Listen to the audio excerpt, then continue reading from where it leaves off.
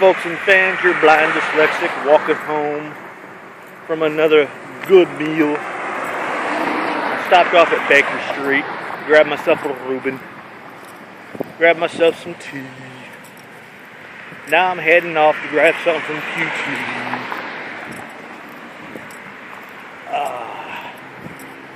But yeah, I didn't feel up for doing the whole little ramen noodle things today. They're good, but you know, you get burned out on them. But that doesn't mean I'm not going to get some more. It's just that I didn't feel like wanting to get some today. So I grabbed some Cane's, which is good chicken. Man, I wish I had my camera going at the time, because the ones I had must have been freshly done, because when I popped that puppy open, that little 3-piece strip open, I mean, steam just ran straight up from it. But oh, it was good. It was good. But like I said, I had the Reuben. Sydney was my waitress tonight. She's cute. I mean, all the gals there are real cute, I have to say. So yes, this is a continuation of the one from earlier today. Part 2. So, and a buddy of mine who I work with, she said she hadn't yet seen it. And I told her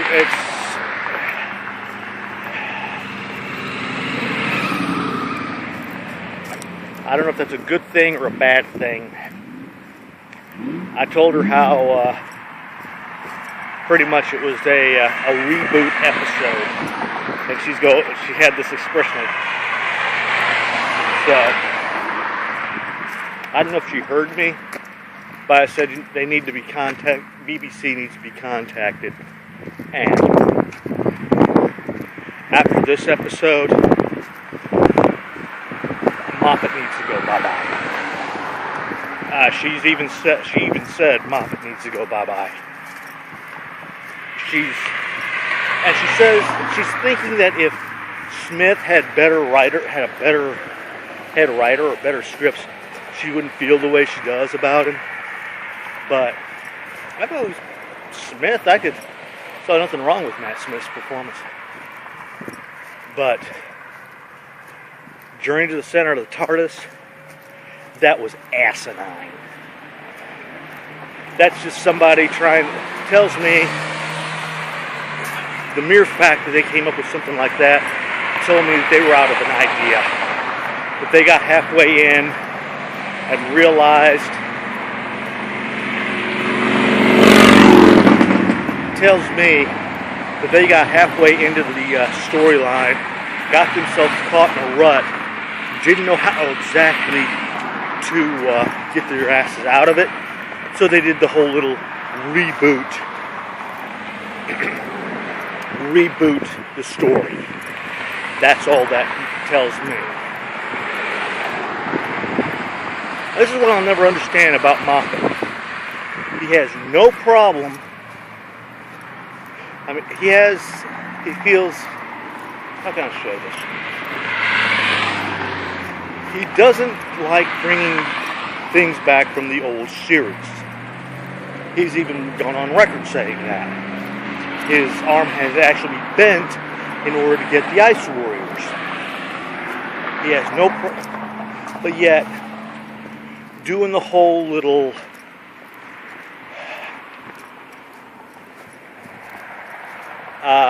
temporal out of place storyline, he loves reusing that. And I'm generally the one who credits Moffat as being one of the people who, when he writes a storyline, him and Davies, the two of them are good at writing storylines that if you broke it down, it would be just like one of the original Doctor Who episodes. You could actually pick out where the cliffhanger would have been. But all Doctor Who fans, write into BBC contact the BBC and tell them that you want somebody new to take over from Moffat. And tell Moffat and remind Moffat that it is not his show. It is the fans' show. It is the BBC's show. But most of all, it is the fans' show. And if the fans do not like what's coming out, then things have got to change. Sorry for the soapbox, but I had to get it off my chest. Feels better, by the way. But either way, I'm heading over to QT to grab something. Then after I get done, I'm going to watch I'm going to tune into D-Town. This is the 28th. It's 28th.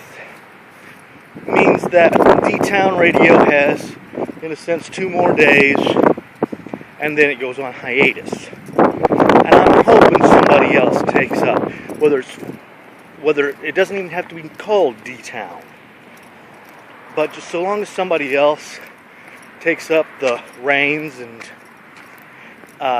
so everybody can come to that station and listen to good music. And that's the one good thing about D-Town. A group of people got together. Thank you, Al. A lot of people got together, create a station where everybody can come in, listen to good music, and enjoy themselves, chat, become friends. And as Al and a lot of the others have said, if they just create it for just themselves, it wouldn't last for very long. But because everybody has their own style of music that they like Metals, Diamond, Rain, Al, to mention a few, that's what makes D-Town a great station. Because you can switch on your local radio station and hear the same stuff. And hear the same songs every hour or so. Or switch on a classic rock and roll station. And it's getting to the point now that even the classic rock and roll stations, they treat... This is what irritates the hell out of me. Another little soapbox. You switch onto a radio station. A new song comes out. They play it for a while. And then it's like it never exists. Or they'll treat an artist that has been around for years, and they act like this artist has done just 3 songs in that 20, 40, 60 year old, 20, 50, 60 year career. And it's just like listening to retail radio, the retail intercom. It's the same stuff every X number of minutes. It gets old. And the one good thing about D-Town is, not only is it internet radio done by X number of individuals, but the chances of hearing the same song twice within the hour is few to none. And what's so great is, I've even commented this, is that you'll hear a song, it's like, I didn't know that song. You either hear a song that you either forgot or never even knew this artist had done. But nonetheless, you find new songs to where you can go to a place like iTunes or something and download it. So, that's all I gotta say. Let me get around here real quick, and I'll do the normal closing. But I still feel uncomfortable.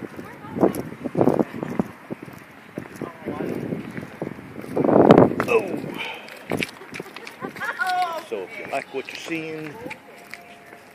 If you like what you're seeing, please subscribe.